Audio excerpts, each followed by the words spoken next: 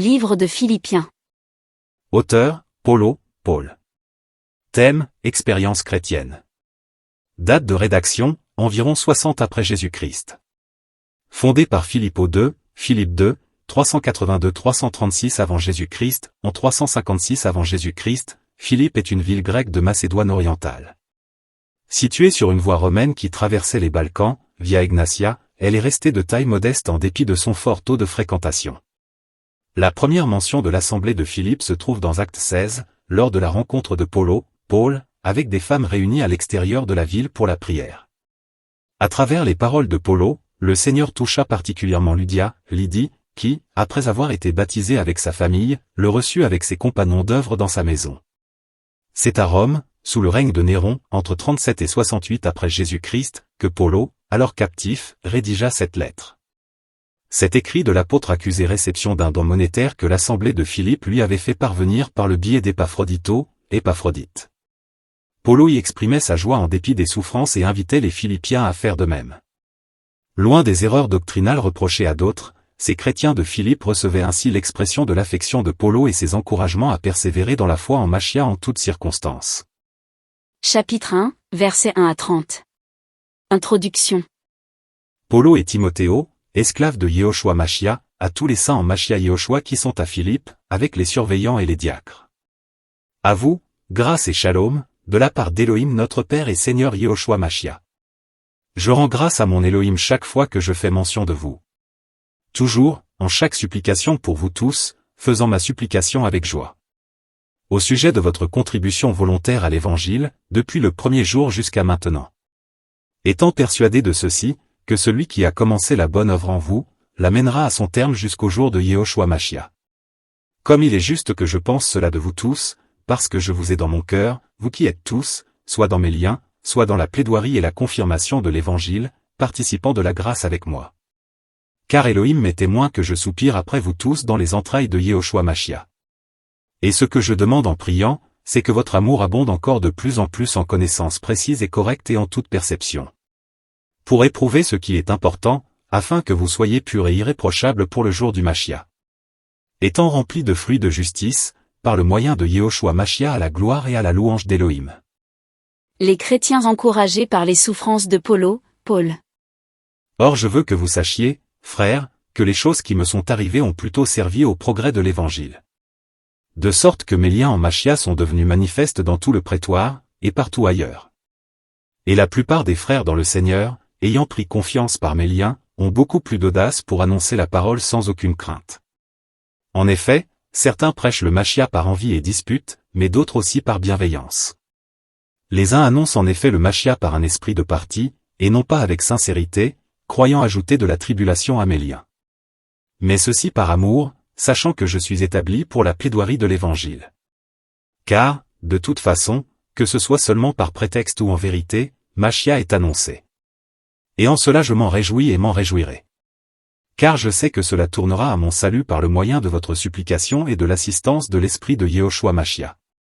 Selon ma ferme attente et mon espérance que je n'aurai honte de rien.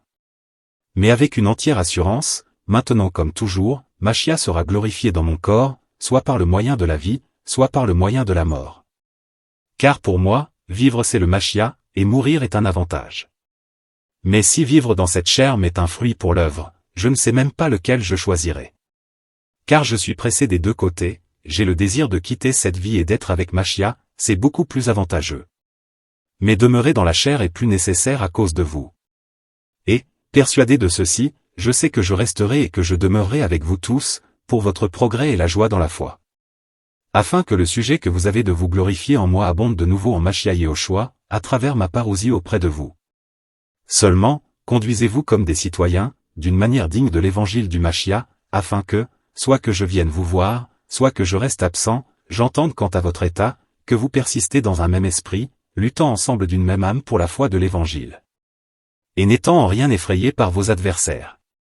En effet, pour eux c'est une preuve de perdition, mais pour vous de salut, et cela de la part d'Élohim. Parce qu'il vous a été gratuitement donné en ce qui concerne Machia, non seulement de croire en lui, mais aussi de souffrir pour lui. Ayant le même combat que vous avez vu en moi et que vous apprenez être maintenant en moi. Chapitre 2, versets 1 à 30. Exhortation à l'unité.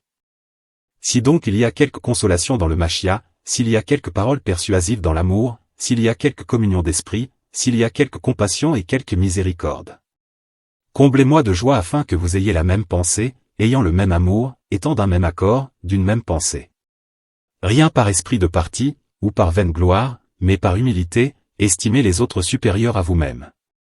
Ne regardez pas chacun à votre propre intérêt, mais aussi à celui des autres. L'humilité du Machia. Qu'il y ait donc en vous la même pensée que dans le Machia Yehoshua. Lequel étant en forme d'Élohim, n'a pas considéré comme une proie à saisir d'être égal à Elohim. Mais il s'est vidé de lui-même en prenant la forme d'esclave, en devenant semblable aux humains. Et, reconnu à son apparence comme un être humain, il s'est abaissé lui-même, en se rendant obéissant jusqu'à la mort, même jusqu'à la mort de la croix. C'est pourquoi aussi Elohim l'a élevé à la suprême majesté et lui a donné le nom qui est au-dessus de tout nom. Afin qu'au nom de Yehoshua fléchisse tout genou des êtres célestes et terrestres, et de ceux qui demeurent dans le monde souterrain. Et que toute langue confesse que Yehoshua Machia est le Seigneur, à la gloire d'Elohim le Père. C'est pourquoi, mes bien-aimés, comme vous avez toujours obéi, accomplissez votre propre salut avec crainte et tremblement, non seulement comme en ma parousie, mais beaucoup plus maintenant que je suis absent. Car c'est Elohim qui opère en vous et le vouloir et le faire pour son plaisir. Faites toutes choses sans murmure et sans raisonnement. Afin que vous deveniez sans reproche et sans mélange, des enfants d'Elohim innocents au milieu d'une génération tordue et déformée, parmi laquelle vous brillez comme des luminaires dans le monde. Portant la parole de vie, pour mettre un sujet de gloire au jour du Machia, puisque je n'aurai pas couru en vain ni travaillé en vain. Mais même si je suis versé comme une libation sur le sacrifice et le service de votre foi, j'en suis heureux et je me réjouis avec vous tous. Vous aussi, pareillement, soyez heureux et réjouissez-vous avec moi. Paul, témoigne de Timothée, et d'Épaphrodito, Épaphrodite. Et j'espère dans le Seigneur Yehoshua vous envoyer rapidement Timothéo pour être moi-même encouragé en apprenant ce qui vous concerne. Car je n'ai personne d'un esprit égal qui s'occupera sincèrement de ce qui vous concerne. Car tous cherchent leurs propres intérêts, et non ceux de Machia Yehoshua. Mais vous savez qu'il a été mis à l'épreuve, puisqu'il a servi avec moi dans l'Évangile, comme un enfant avec son père. C'est donc lui en effet que j'espère envoyer dès que j'aurai vu clair ce qui me concerne. Mais j'ai cette confiance dans le Seigneur que moi-même aussi je viendrai rapidement. Mais j'ai estimé nécessaire d'envoyer vers vous Épaphrodito, mon frère, et mon compagnon d'œuvre et mon compagnon de combat, mais votre apôtre et ministre pour mon besoin. Puisqu'il soupirait après vous tous et qu'il était troublé parce que vous aviez appris qu'il avait été malade. Car il a été malade, et tout près de la mort, mais Elohim a eu pitié de lui, et non seulement de lui, mais aussi de moi, afin que je n'ai pas douleur sur douleur.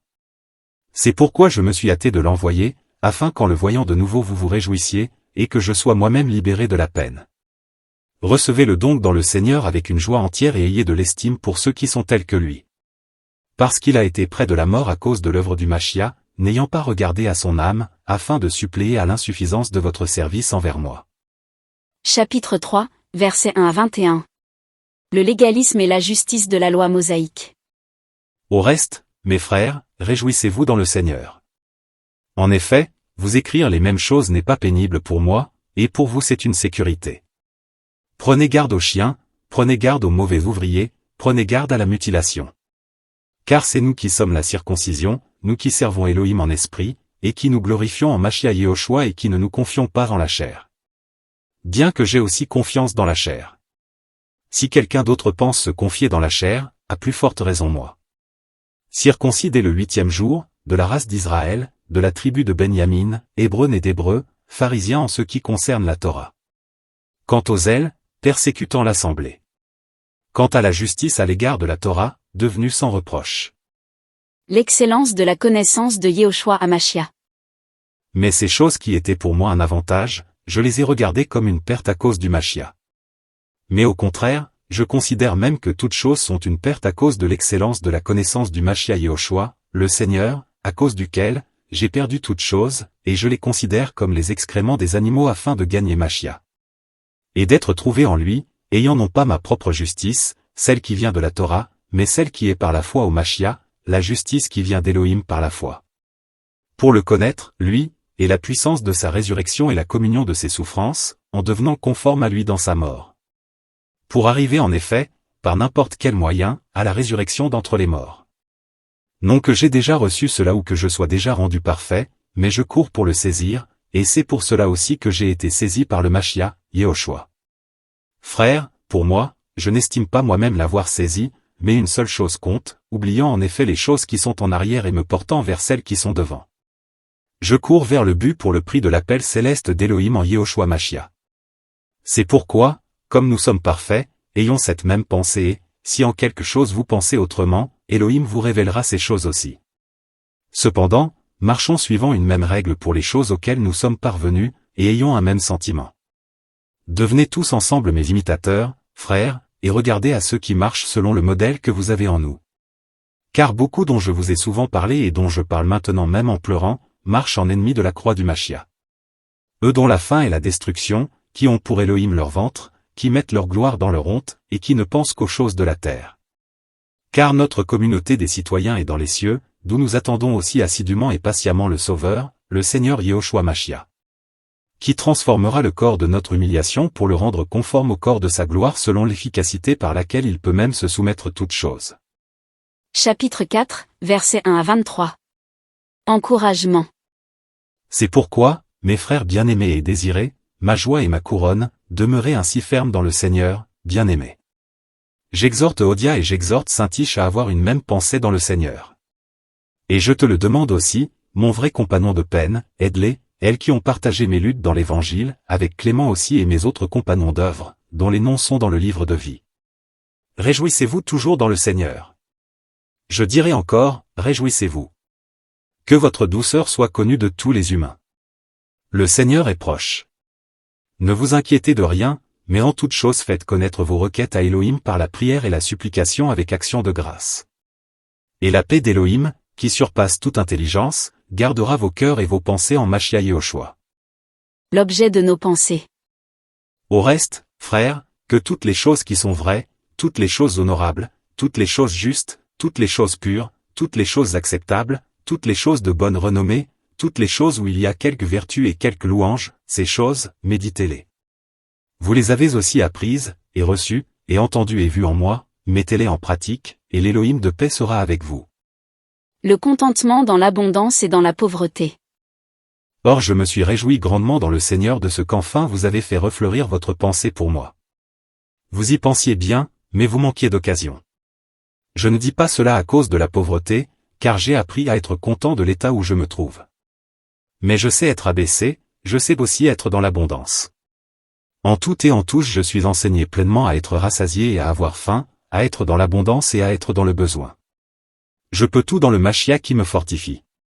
Néanmoins, vous avez bien fait en participant à ma tribulation. Or vous savez aussi, vous Philippiens, qu'au commencement de l'Évangile, quand j'ai quitté la Macédoine, aucune assemblée ne s'est jointe à moi comme associée pour un discours sur ce qui est donné et sur celui qui reçoit, excepté vous seul. Parce que, même à Thessalonique, vous m'avez envoyé une fois et même 2 fois ce dont j'avais besoin. Ce n'est pas que je cherche le don, mais je cherche le fruit qui se multiplie pour votre compte. Mais j'ai tout et je suis dans l'abondance. J'ai été comblé de bien en recevant d'Épaphrodito ce qui vient de vous, un parfum de bonne odeur, un sacrifice accepté, agréable à Élohim. Mais mon Élohim comblera tous vos besoins selon sa richesse, avec gloire en Yehoshua Machia. Salutations. Mais à notre Élohim et perçoit la gloire pour les âges des âges. Amen. Saluez chaque saint en Machia Yehoshua. Les frères qui sont avec moi vous saluent. Tous les saints, et surtout ceux de la maison de César, vous saluent. Que la grâce de notre Seigneur Yehoshua Machia soit avec vous tous, Amen.